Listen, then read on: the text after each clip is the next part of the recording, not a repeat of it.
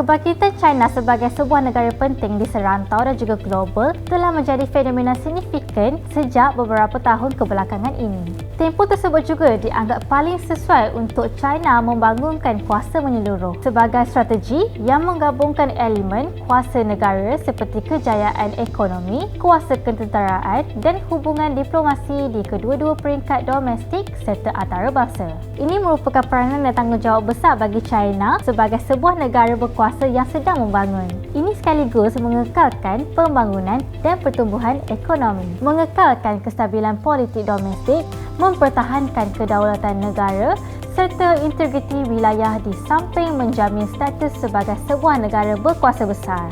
Oleh itu, dalam episod kali ini, kita akan menceritakan China sebagai sebuah negara yang berkuasa besar. Sejak China melalui transformasi, China telah mengharungi pelbagai kejayaan termasuk mencapai kedudukan KNK yang memberangsangkan. Ini menempatkan China pada kedudukan ekonomi kedua terbesar dunia dan menjadi penggerak utama dalam pertumbuhan ekonomi global.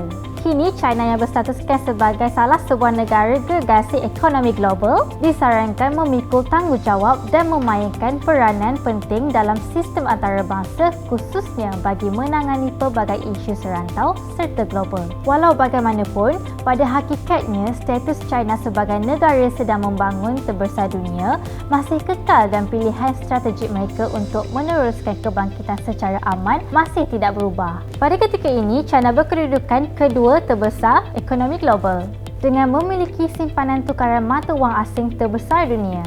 China juga memiliki status negara industri dan negara pengeksportan terbesar dunia.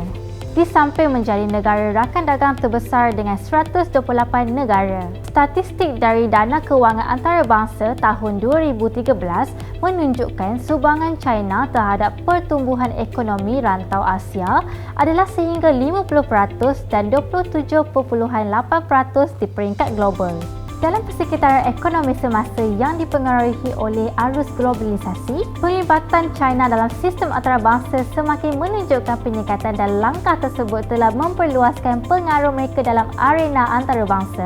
Semoga dengan pencapaian China ini, negara China akan terus berkembang dan menjadi sebuah negara yang berteknologi tinggi dan disanjung tinggi. Contohilah China dan majulah dunia.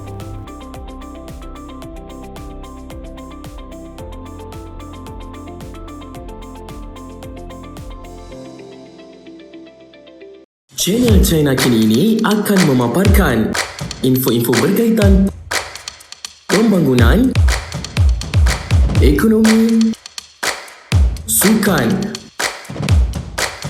pelancongan, kecanggihan sains dan teknologi yang terdapat di negara China. Untuk perkongsian lebih banyak info menarik, jom subscribe channel China Kini ini. China, inspirasi dunia.